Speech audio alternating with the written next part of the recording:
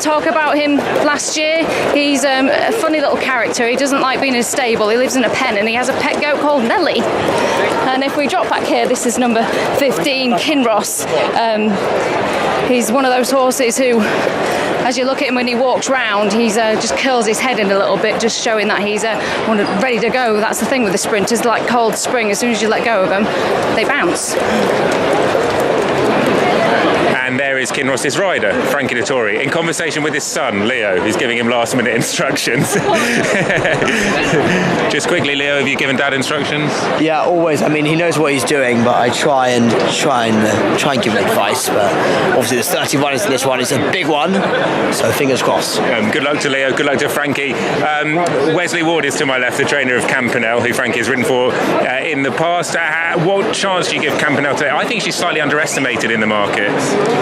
Yeah, I think that we've had a little bad luck here, and that's gone away, and we're out there on the track with her pony, and that's where kind of she settles in. So we're excited. How will you assess your week so far, Wes? Obviously, you're hoping for victory here, but how would you look back on Royal Ascot 2022? Well, it started out rough, but hopefully we're going to finish it well here. She's doing good, and this is we got a big chances for her. So yeah, finish strong, go well. That's it. Thank you.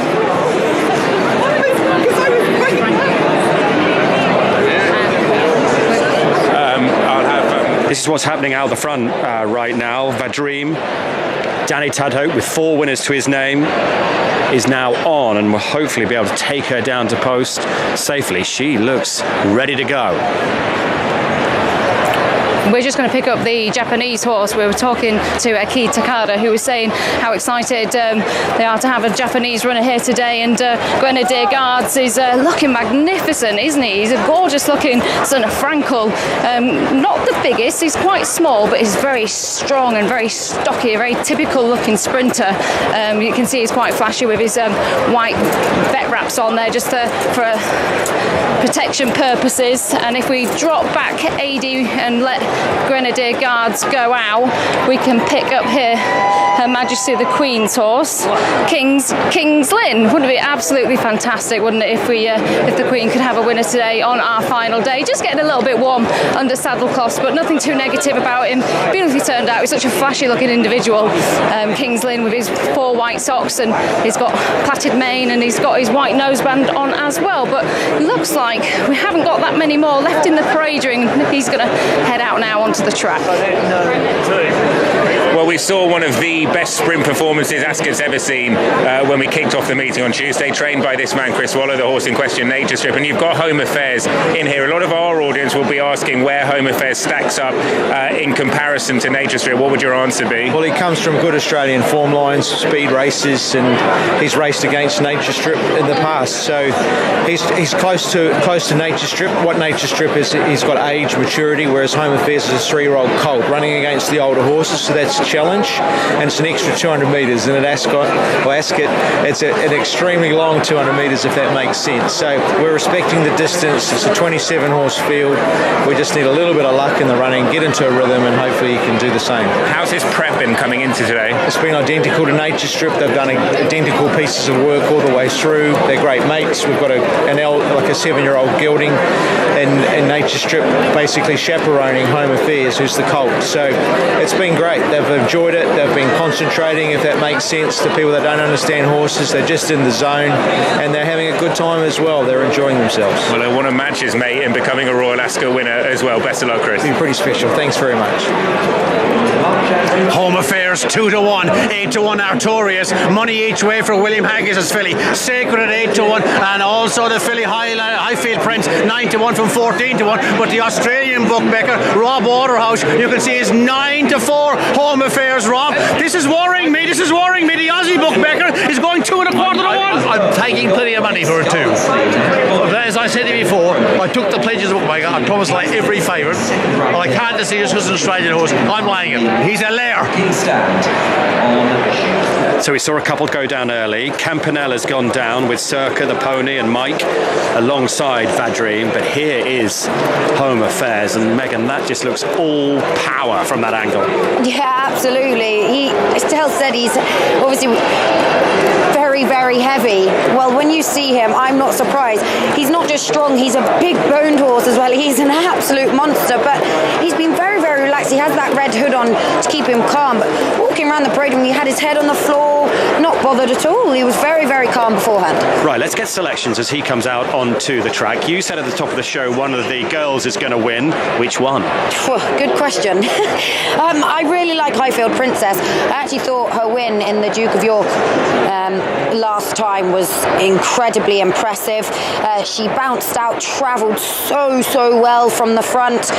Jason Hart was just trying to contain that massive stride of hers before pressing the button, and we've seen her do this before. She can go left-handed under pressure, but I think more than anything she's probably having a look around in front. She was on her own, and this impressed me a lot. She stays further than 6 furlongs. A stiff 6 here at Ascot could be perfect. Jason, who do you like? It's remarkable when you talk about Highfield Princess. 57, Ed, was the mark that she managed to run off. 58 was her first winning mark at Ayr, and she's all the way up to 113 now. Quite remarkable. I've always been a big fan of Emirati Anna, and it's a worry that he's run such a bad couple of races, but if I'm gonna forgive him those, his previous runs last year in the Nunthorpe and also the Sprint Cup at Haydock were very, very good. He's a classy individual. Not very often Kevin Ryan comes away from this meeting empty-handed, so I just think he'd outrun his odds. And also not very often that a horse is unlucky twice in a week, which is what King's Lynn was last year. Ran on Tuesday, was 7th. Can Her Majesty finally get a winner in the Platinum Jubilee year? Mick, it's quite a sight down there. There's so many of them. There is a lot of horses, and you'll see they all have to file through that little gap, and it's also quite interesting as well as you watch the horses file through. If you look at the numbers on the stalls, you'll see where the numbers are missing, they just put the very next one to it. So you'll see it goes 20, 21, 23, 25, 26 and 27. So it keeps it nice and simple. You then don't have empty stalls as well, but very well behaved. There's a couple of them just hanging at the back there. We've got Sacred, who's taking her time to come down, and also Naval Crown, I think, just taking his time as well. Naval Crown will have the white cap for Godolphin, the blue cap, the first string, if you like, Creative Force, who's got good Ascot form, Jason. Oh, stop. He won the jerseys, won the Champions Sprint. I just feel that he was a little disappointing when we last saw him. These are different conditions for him today as well, aren't they? This is him beating Minzal. Vadream, who runs the track so well, is always going to be underestimated, and managed to win the Ben Goffey, a Group 3. So look, he's adaptable, if you like. 7 furlong win, back down to the 6, no problem whatsoever, but much quicker ground today. There he is, Creative Force on the left. On the right, the Cheveley Park colours, who are doing so well this week. The Thompson family must be thrilled. The Nell Gwyn winner making her comeback. We've not seen her for 308 days, but with William Haggis, that doesn't make a whole lot of difference. It's 2-1. Home Affairs is on his way down. Anything else happening, Matt? Well, Ed, the off-course market, as you say, has Home Affairs at 2-1. On course, you can get bundles of 9-4. So at the moment, it doesn't look like Home Affairs is going to get shorter than 2.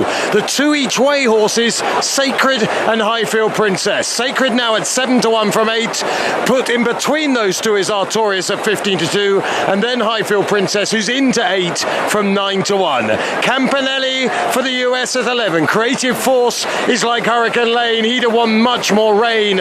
Creative Force, some bigger prices elsewhere, but Home Affairs 2-1 off course, but 9-4 on course, and he's not going to get any shorter at the moment. Although, having said that, as I speak, 2 boards swipe off the 9-4 and go 2s, so maybe there'll be a late rush for Home Affairs. And there he is with James McDonald arriving down at the start. He was asleep in the paddock. He's certainly awake now. Do you like the look of him, Jason? Yeah, I mean, 580 kilos is a giant, and he's just got such a calm, kind nature about him, the way he's floated down the post. So the hood obviously hopefully gonna come off, and he'll be ready to go. He's obviously going to be tough to beat. If you look at his form with Nature Strip, the Australians are giving us a little bit of a whooping so far. They are the different class to our set of sprinters on Tuesday's evidence. Let's talk about some of the others. Number 19 is Alcohol Free, who I think's fascinating. She's still 20-1, dropping back back to sprints? She hasn't run over 6 furlongs since she was a 2-year-old, so 2 years we haven't seen her at this trip. Last time she ran over 6 furlongs, she did win at the Group 1 level. She won the Cheveley Park, so as a 2-year-old she was sharp, but she has then gone on to win at Group 1 level over a mile as well. She's got tactical speed. She does stay as well.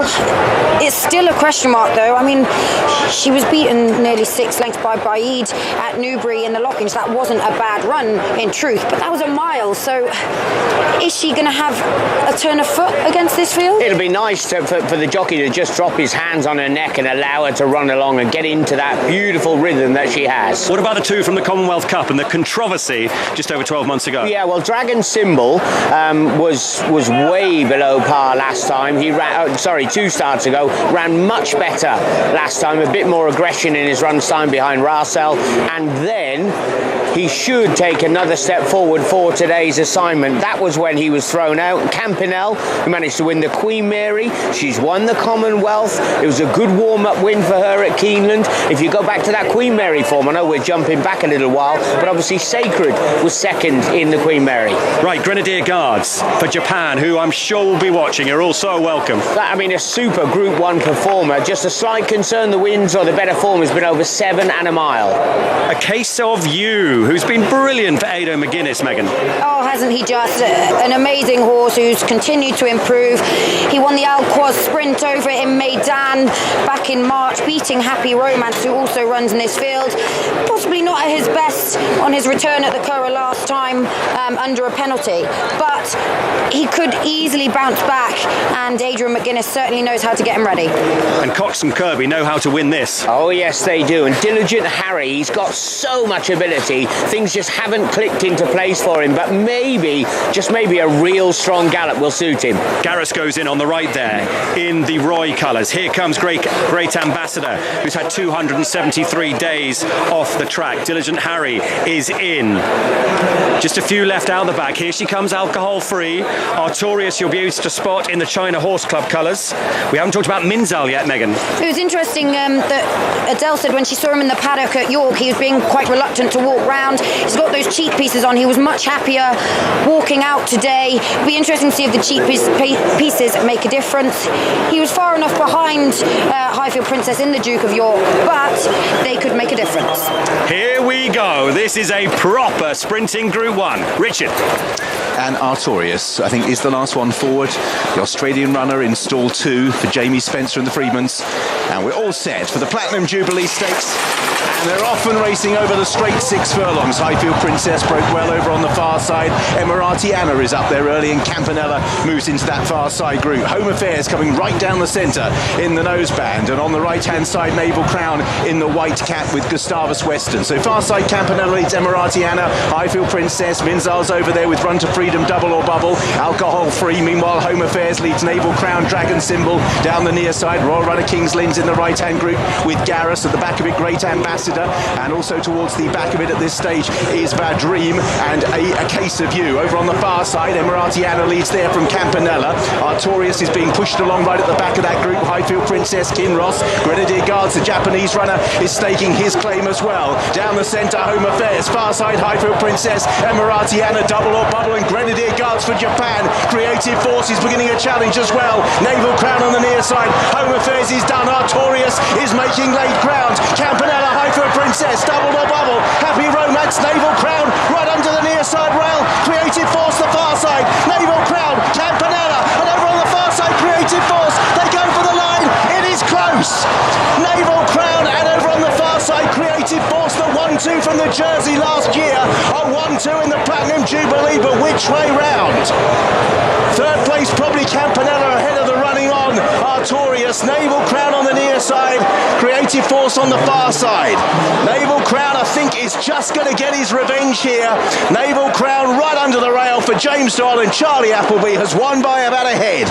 Creative Force, Artorias and Campanella very close indeed for third or fourth. Naval Crown sported the first colours when he was beaten in the Jersey 12 months ago by Creative Force.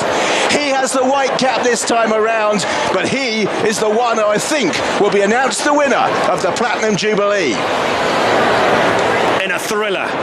An all-British and all-blue finish. Naval Crown under James Doyle, who won this race for Charlie Appleby in 2019 on Blue Point. Jason, looks like he's got there up the rail. Yeah, he's won down this side, hasn't he? Naval Crown, James Doyle. We were talking about you couldn't win over here all week. First, number 17. But he has won down the stand side rail, towed along by the Aussie Speedster in the early stages. Then it looked like the centre were in front. 1-2, both by the Super Sire Dubawi, of course. And, well, the Godolphin boys jumped straight back in after a hefty defeat in the Hardwick. I think it's pretty amazing that Naval Crown has never even won over 6 furlongs before. In fact, he's only ever tried 6 furlongs once. That was in the ASCOT Sprint in Meydan when he finished 4th. So that's pretty impressive. Charlie has obviously managed to train that speed back into him, and also once he hit the front, he was fairly lonely on this stand side. He didn't really have anyone to battle with.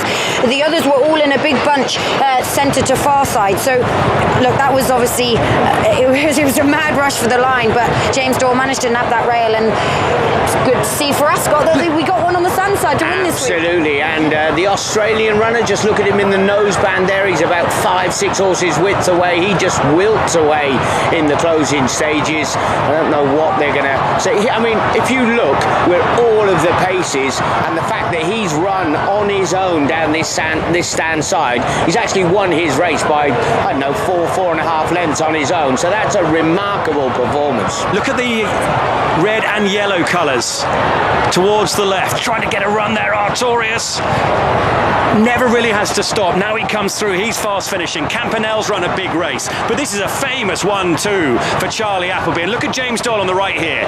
He'll look across at his great mate Will Buick and say, who's won it? In the end, it's you, James. James, congratulations. Did you know you won when you hit the line?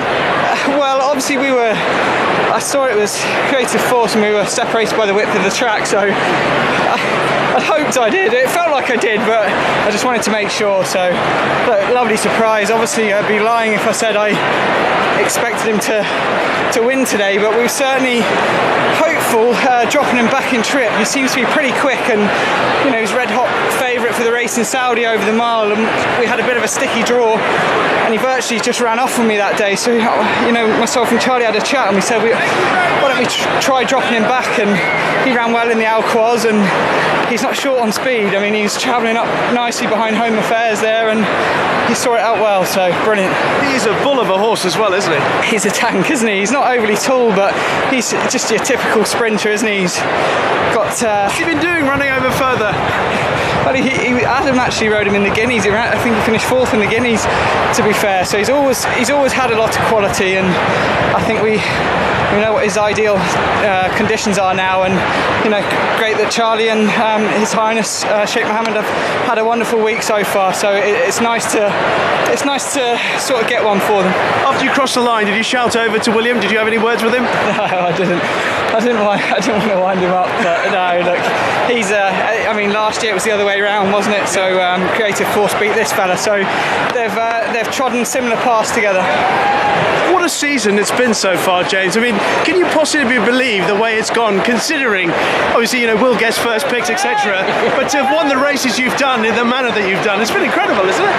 Yeah, I mean, look, any season you start off the season winning, you know, both Guineas, you kind of think, cross, this, you know, you set your stall out a bit, so it's always going to be hard to follow up, but, you know, look, to get a winner at Royal Ascot for my employers, for Charlie, for His Highness Sheikh Mohammed, it's just, you know, it's what it's all about. And I just said to Charlie, he said, "What's up? You look a bit angry." I said, "I'm running out of bullets." So look, yeah, just great to be a part of the team, and yeah, try and keep the season going as long as we can. Well done, James. Brilliant.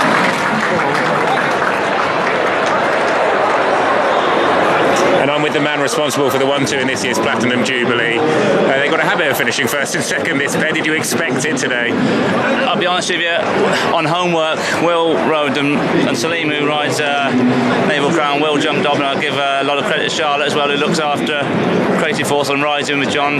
But Will rode a piece of work with him the other day, and he went, got to have a job to split them. He says they're both in great form. They were flying up those gallops. So coming in today, obviously draws, Creative was drawn out there in one, and look, I was happy with obviously James's draw. He was close enough to the favourite, but we felt that the ground would be quick enough for Creative. But they just are both tough horses. You know, 2 Dubawi's as tough as teak, and you know, like I say, they've got a habit of finishing first and second. So great. And just a word on Dubawi, who's flying, as we know, as a stallion, but he does produce really tough horses. He's turned out to be just the most brilliant sire for you and the team. No, for sure. I mean, look, you know, back from Dubai Millennium, you know, as His Highness has always had such a fond and heart for him, and to produce a sire like Dubawi and what Dubawi's been doing, I'm just in a fortunate position to have these fellas coming through our doors. Just finally, with Kariba's Native Trail, these horses, how would you sum up 2022 so far? It's going well so far, but it's still got a bit to go though. Going well. Well done, John. Thanks, Ollie. Down there. So James Doyle had to wait, and I love that point of the stick down the camera. That might become a Doyle trademark. A 1-2 for Charlie Appleby. It sounds like it might be a dead heat for third. I know the Artorias syndicates are absolutely thrilled with the way their horse runs, so it sounds like a dead heat between Artorias for Australia and Campanelle for Wesley Ward. Let's see here. So Naval Crown wins, Creative Force second. Very close. Look at this for third. Artorias far side, Campanelle this side. That's a dead heat for third. Then it's going to be Sacred if you had the top 5 with your bookmaker in 5th. And Highfield Princess if you had the first 6. She ran really well and shaped like the winner for some of the race. So if you had the first 6, there were the first 6 for you, but it's all about Naval Crown and Godolphin here. A 1-2. Creative Force beat Naval Crown in the Jersey last year. Naval Crown gets his revenge in the Platinum Jubilee, and just look at the tote return. 33-1 the SP, the world pool here today, and often when there's a world pool, particularly the Japanese horses get so well backed around the world. The British horse has won it with a dividend of £56.65. The Brits win what was a proper international sprint. Lots more to reflect on from that. Crown Dragons. It was the Aussie who made the way in the nosebands, but not this time for them. It was a 1-2 for Godolphin Blue.